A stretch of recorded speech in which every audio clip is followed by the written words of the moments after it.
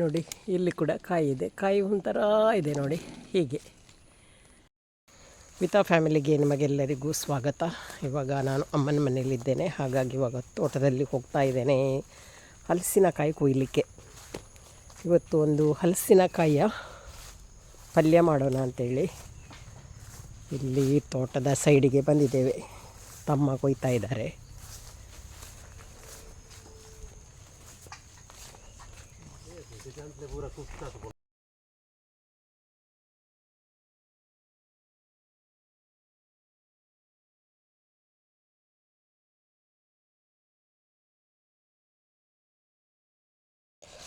ಎರಡು ಪೇರಳೆ ಹಣ್ಣು ಕೊಯ್ದದ್ದು ನೋಡಿ, ಅದಕ್ಕೆ ಕೂಡ ರೋಗ ಈ ಥರ ಬ್ಲ್ಯಾಕ್ ಚುಕ್ಕೆ ಬಿದ್ದಿದೆ.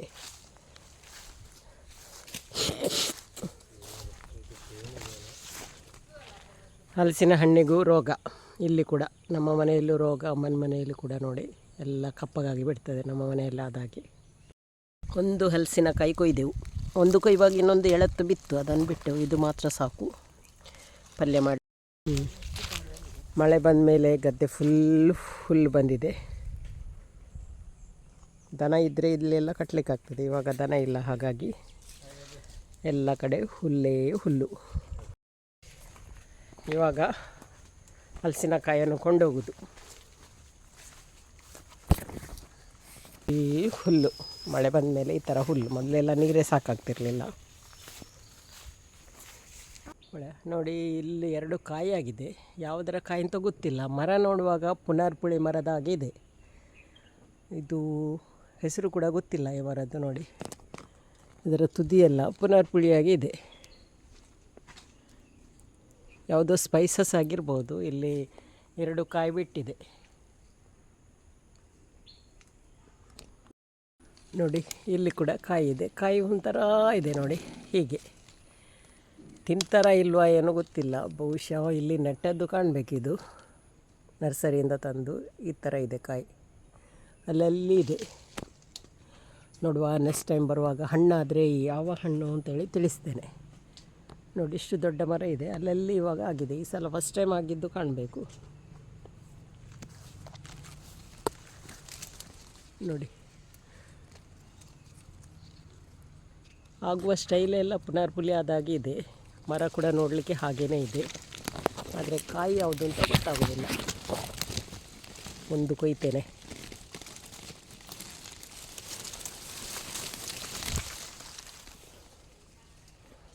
ನೋಡು, ಒಂದು ಕೊಯ್ದೆ. ಈ ಥರ ಇದೆ. ಇದು ಯಾವ ಕಾಯಿ ಅಂತ ಇನ್ನೂ ನೋಡಬೇಕು. ಗೂಗಲಲ್ಲಿ ಹಾಕಿ ಸರ್ಚ್ ಮಾಡಬೇಕು.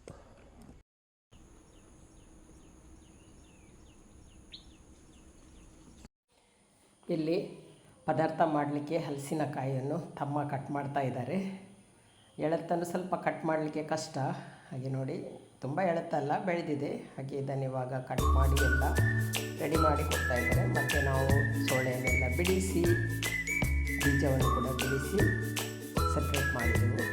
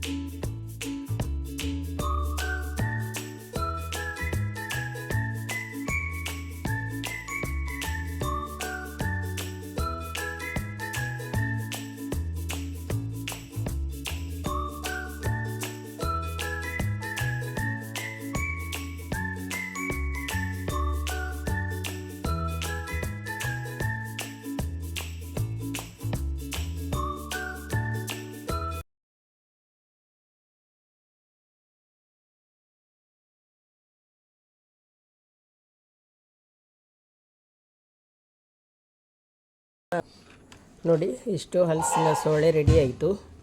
ಜಾಸ್ತಿ ಮಾಡೋದಿಲ್ಲ, ಸ್ವಲ್ಪ ಮಾಡೋದು ಅಂತೇಳಿ. ಹಾಗೆ ಇವಾಗ ಎಲ್ಲ ಕ್ಲೀನ್ ಮಾಡಿ ಆಯಿತು.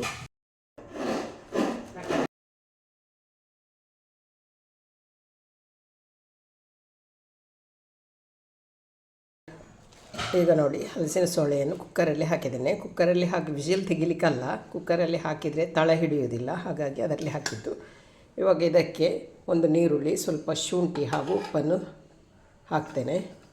ಶುಂಠಿ ಹಾಕೋದ್ರಿಂದ ಗ್ಯಾಸ್ಟ್ರಿಕ್ ಆಗೋದಿಲ್ಲ. ಹಲಸಿನ ಸೋಳೆಯದ ಪದಾರ್ಥ ಅಥವಾ ಹಲಸಿನ ಬೀಜದ ಪದಾರ್ಥ ಮಾಡುವಾಗ ಈ ಶುಂಠಿಯನ್ನು ಹಾಕಿದರೆ ಟೇಸ್ಟ್ ಕೂಡ ಚೆನ್ನಾಗಿರ್ತದೆ, ಹಾಗೆಯೇ ಗ್ಯಾಸ್ಟ್ರಿಕ್ ಕೂಡ ಆಗೋದಿಲ್ಲ. ಇವಾಗ ಉಪ್ಪು, ನೀರುಳ್ಳಿ ಹಾಗೂ ಶುಂಠಿಯನ್ನು ಹಾಕಿ ಆಯಿತು. ಇವಾಗ ನೋಡಿ ಇದಕ್ಕೆ ಬೇಕಾದಷ್ಟು ನೀರನ್ನು ಹಾಕ್ತೇನೆ. ಒಂದು ಅರ್ಧ ಗ್ಲಾಸ್ ಆಗುವಷ್ಟು ನೀರನ್ನು ಹಾಕ್ತೇನೆ. ಹಾಗೆಯೇ ನೀರು ಹಾಕಿ ಆಯಿತು. ಇನ್ನು ಸ್ವಲ್ಪ ಕಾಯಿ ತುರಿನಲ್ಲಿ ಸ್ವಲ್ಪ ಹುಡಿ ಮಾಡಿ ತೊಗೊಂಡಿದ್ದೇನೆ. ಮಿಕ್ಸಿ ಜಾರಲ್ಲಿ ಒಂದು ಸುತ್ತು ತಿರುಗಿಸಿ ತೊಗೊಂಡಿದ್ದೇನೆ. ಅದನ್ನು ಕೂಡ ಇವಾಗ ಜೊತೆಗೇ ಹಾಕ್ತೇನೆ.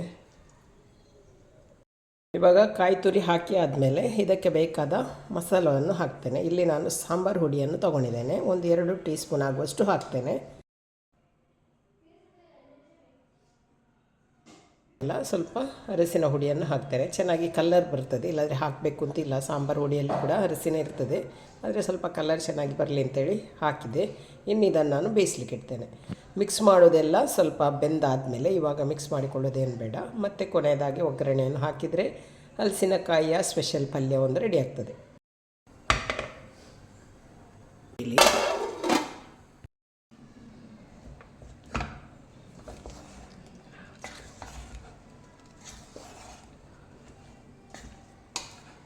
ಇವಾಗ ನೋಡಿ ಹಲಸಿನ ಸೋಳೆ ಬೇಯ್ತಾ ಬಂತು. ಹಾಗೆಯೇ ಎಲ್ಲವನ್ನು ಮಿಕ್ಸ್ ಮಾಡಿ ಕೂಡ ಆಯಿತು.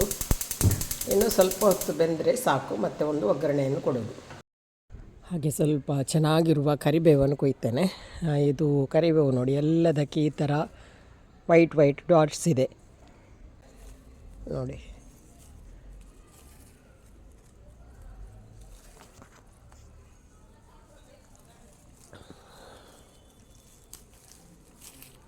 ಹಲಸಿನಕಾಯಿಯ ಪಲ್ಯ ಮಾಡಿ ಆಯಿತು.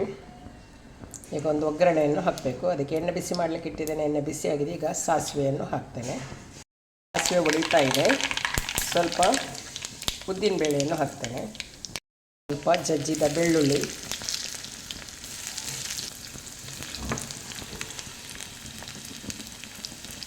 ಸ್ವಲ್ಪ ಕರಿಬೇವು,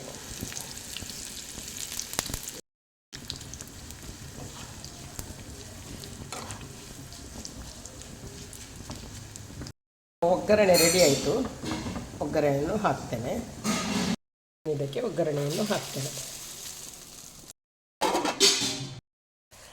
ಮನೆಯಲ್ಲಿ ಅಡಿಗೆ ಕೆಲಸ ಮುಗಿಸಿಕೊಂಡು ಇವಾಗ ಸ್ವಲ್ಪ ತೋಟದಲ್ಲಿ ಸುತ್ತಾಡಲಿಕ್ಕೆ ಬಂದಿದ್ದೇವೆ, ಅಕ್ಕ ಮತ್ತು ನಾನು.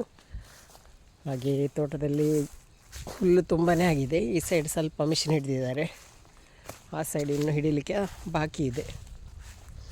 ಹುಲ್ಲಿರುವ ಕಡೆ ಕಾಲು ಹಾಕಲಿಕ್ಕೇ ಭಯ ಆಗ್ತದೆ, ಏನಾದರೂ ಇರಬಹುದು ಅಂತೇಳಿ. ಈ ಕಡೆ ನೋಡಿ ಎಲ್ಲ ಹುಲ್ಲು ತೆಗೆದಿದ್ದಾರೆ. ತುಂಬ ದಿವಸದ ನಂತರ ಇವತ್ತು ಸ್ವಲ್ಪ ಚೆನ್ನಾಗಿ ಬಿಸಿಲಿದೆ. ಇಲ್ಲದ್ರೆ ಯಾವಾಗಲೂ ಮೋಡ ಒಂಥರ ಆಗ್ತಿತ್ತು ಆ ಮೋಡಕ್ಕೆ. ಇವತ್ತು ಚೆನ್ನಾಗಿ ಬಿಸಿಲಿದೆ. ನಿಮಗೆ ಕಾಣ್ತಿರ್ಬೋದು ಬಿಸಿಲು ಎಷ್ಟು ಕ್ಲಿಯರ್ ಆಗಿದೆ ಇವತ್ತು ಅಂತೇಳಿ.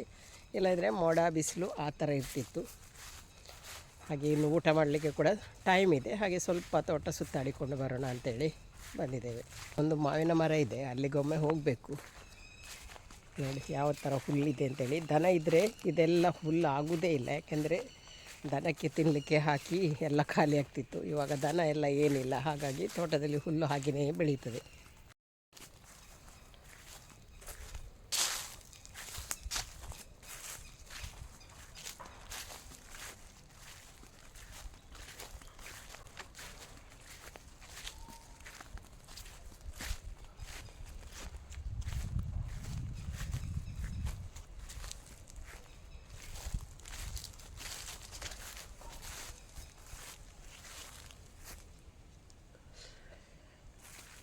ಈ ಸಲ ಸ್ವಲ್ಪ ಮಳೆ ಬಂದ ಕಾರಣ ನೀರಿನ ಅಭಾವ ಆಗಲಿಲ್ಲ, ಇಲ್ಲಾದರೆ ಈ ತೋಟಕ್ಕೆ ನೀರು ಸಾಕಾಗ್ತಿರಲಿಲ್ಲ.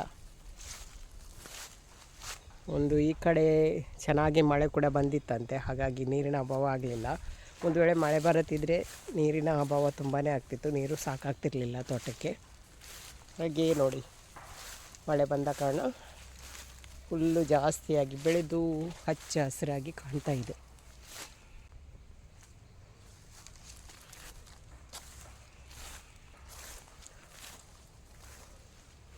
ಒಂದು ಮಾವಿನ ಮರ ಇದೆ, ತುಂಬಾ ಹಳೆಯದು. ನಾನು ಪ್ರೈಮರಿಯಲ್ಲಿರುವಾಗ ನೆಟ್ಟ ಮರ ಅದು. ಅದು ಸತ್ತು ಬದುಕಿ ಹೇಗಾದರೂ ಇವಾಗ ದೊಡ್ಡ ಮರ ಆಗಿದೆ. ಹಾಗೆಯೇ ಮಾವಿನಕಾಯಿ ಕೂಡ ಆಗ್ತದೆ. ಆವಾಗ ಈ ಕಸಿ ಮಾವಿನಕಾಯಿಯ ಗಿಡಗಳು ಸಿಗುವುದೆಲ್ಲ ಅಪರೂಪ. ಆದರೂ ಅಪ್ಪ ಒಂದು ತಂದು ನೆಟ್ಟಿದ್ದರು. ಹಾಗೆ ಇವಾಗ ಪ್ರತಿ ವರ್ಷ ಮಾವಿನಕಾಯಿ ಆಗ್ತದೆ, ಆದರೆ ಮೇಲಿರುವುದು ತೆಗಿಲಿಕ್ಕಾಗೋದಿಲ್ಲ. ಹಾಗೆಯೇ ಕೆಲವೆಲ್ಲ ಗೆಲ್ಲು ಸಾಯ್ತಾ ಬಂದು ಇವಾಗ ಒಂದು ನೇರವಾಗಿ ಹೋದ ಒಂದು ಗೆಲ್ಲು ಮಾತ್ರ ಇದೆ, ಅದರಲ್ಲಿ ಮಾವಿನಕಾಯಿ ಆಗ್ತದೆ. ಈ ಸಲ ಆಗಿತ್ತಂತೆ ತುಂಬ, ಇವಾಗ ಖಾಲಿ ಆಯಿತು. ಮೇಲ್ಗಡೆ ಗೆಲ್ಲಲ್ಲಿ ಸ್ವಲ್ಪ ಇದೆ, ಅದು ಕೊಯ್ಲಿಕ್ಕಾಗೋದಿಲ್ಲ. ಇದೇ ನೋಡಿ ಅದು ಮರ, ನಾವು ಪ್ರೈಮರಿಯಲ್ಲಿರುವಾಗ ಅಪ್ಪ ನೆಟ್ಟಂತಹ ಮರ. ಆ ಸೈಡು ಸ್ವಲ್ಪ ಕೆರೆ ಥರ ಇತ್ತು, ನೀರು ಬಂದು ಬೀಳ್ತಿತ್ತು. ಅದನ್ನೆಲ್ಲ ಮಣ್ಣು ಹಾಕಿ ತುಂಬಿಸಿ ಅಡಿಕೆ ಗಿಡಗಳನ್ನು ನೆಟ್ಟದ್ದು. ಇದು ಈ ಸಣ್ಣ ಕೆರೆಯ ಸೈಡಲ್ಲಿ ನೆಟ್ಟದ್ದು ಈ ಗಿಡವನ್ನು. ಇವಾಗ ನೋಡಿ ಎಷ್ಟು ದೊಡ್ಡದಾಗಿದೆ. ಪ್ರತಿ ವರ್ಷ ಒಂದೊಂದೇ ಗೆಲ್ಲು ಸಾಯ್ತಾ ಬಂದು ಈಗ ಇಷ್ಟು ಉಳಿದಿದೆ. ಹಾಗೆಯೇ ಆ ಒಂದು ಗೆಲ್ಲಲ್ಲಿ ಮಾವಿನ ಕಾಯಿ ಇದೆ, ಕೊಯ್ಲಿಕ್ಕೆ ಇಟ್ಟಾಕೋದಿಲ್ಲ. ನೋಡಿ ಎಷ್ಟು ದೊಡ್ಡ ಮಾವಿನಕಾಯಿ ನೋಡಿ ಒಂದು. ಹಾಗೆಯೇ ಮೇಲ್ಗಡೆ ಇದೆ, ಅದು ಕೊಯ್ಲಿಕ್ಕೆ ಆಗದೆ ಉಳಿದದ್ದು. ಇವಾಗ ಒಂದು ಸಿಕ್ಕಿತ್ತು ಬಿದ್ದದ್ದು. ನೋಡಿ ಇಲ್ಲೊಂದು ಕಾಯಿಯಾಗಿದೆ. ಇದು ಹಣ್ಣಾಗುವಾಗ ದ್ರಾಕ್ಷಿ ಥರ ಕಾಣ್ತದೆ. ಹಾಗೆಯೇ ಅದರ ಚಿಗುರು ಎಲೆಯಿಂದ ಚಟ್ನಿ ಕೂಡ ಮಾಡ್ತಾರೆ. ನನಗೆ ಇದಕ್ಕೆ ಹೆಸರು ಕನ್ನಡದಲ್ಲಿ ಬರೋದಿಲ್ಲ, ನಮ್ಮದರಲ್ಲಿ ಬಿಬಿಯ ಚಾಂಕ್ರೆ ಅಂತ ಹೇಳ್ತಾರೆ.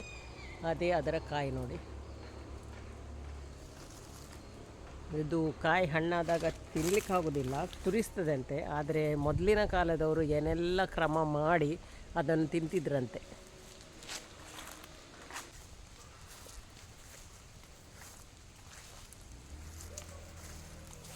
ಅರ್ಧ ತೋಟದ ಹುಲ್ಲು ತೆಗೆದಾಗಿದೆ, ಇನ್ನು ಅರ್ಧ ತೋಟದ ಹುಲ್ಲು ತೆಗಿಲಿಕ್ಕಿದೆ.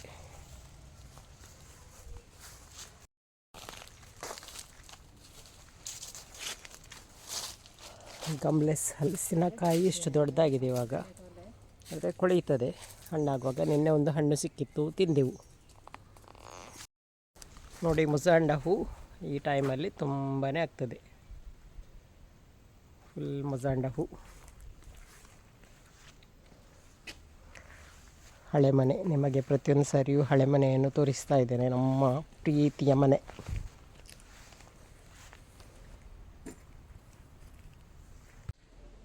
ಅರ್ಧ ತೋಟಕ್ಕೆ ಹೋಗಿ ಸುತ್ತಾಕಿಕೊಂಡು ಬಂದೆವು. ಹಾಗೆಯೇ ಬಿಸಿಲು ಕೂಡ ಜಾಸ್ತಿ ಇದೆ, ಸೊಳ್ಳೆ ಕಾಟ ಅಂತೂ ತುಂಬಾ ಇದೆ. ಹಾಗಾಗಿ ಮತ್ತೆ ಕೆಳಗಡೆ ನಾವು ಹೋಗಲಿಲ್ಲ, ವಾಪಸ್ ಬಂದೆವು. ಹಾಗೆ ಇನ್ನು ಊಟ ಮಾಡೋದು. ಇವತ್ತು ನಮ್ಮ ಅಡುಗೆ ಇದು ಒಂದು ಮಿಕ್ಸ್ಡ್ ಸಿಂಪಲಾಗಿ ಮಾಡಿದ ಸಾಂಬಾರು. ಹಲಸಿನ ಬೀಜ, ಮಾವಿನಕಾಯಿ, ನುಗ್ಗೆಕಾಯಿ ಹಾಗೂ ಸೌತೆಕಾಯಿ ಹಾಕಿ ಮಾಡಿದ್ದು. ಹಾಗೆ ಇಲ್ಲಿ ಹಲಸಿನ ಪಲ್ಯ ನೋಡಿ, ತುಂಬ ಡ್ರೈಯಾಗಿ ಮಾಡಿದ್ದೇವೆ. ಈ ಥರ ಕಾಣ್ತಾ ಇದೆ. ಟೇಸ್ಟ್ ಅಂತೂ ಸೂಪರ್ ಆಗಿದೆ. ಸಾಂಬಾರು ಪೌಡರ್ ಹಾಕಿ ಮಾಡಿದ್ದು. ಇವತ್ತಿನ ಈ ಒಂದು ರೆಸಿಪಿ ವಿಡಿಯೋನ ಇಲ್ಲಿಗೆ ಎಂಡ್ ಮಾಡ್ತೇನೆ. ವಿಡಿಯೋ ಇಷ್ಟ ಆದರೆ ಲೈಕ್ ಮಾಡಿ, ಶೇರ್ ಮಾಡಿ, ಅದೇ ರೀತಿ ಸಬ್ಸ್ಕ್ರೈಬ್ ಮಾಡೋದರ ಮೂಲಕ ಚಾನಲ್ಗೆ ಸಪೋರ್ಟ್ ಮಾಡಿ. ಇನ್ನೊಂದು ವಿಡಿಯೋದೊಂದಿಗೆ ಸಿಗ್ತೇನೆ. ಅಲ್ಲಿ ತನಕ ಬಾಯ್. ವಿಡಿಯೋ ನೋಡಿದ ನಿಮಗೆಲ್ಲರಿಗೂ ಧನ್ಯವಾದಗಳು.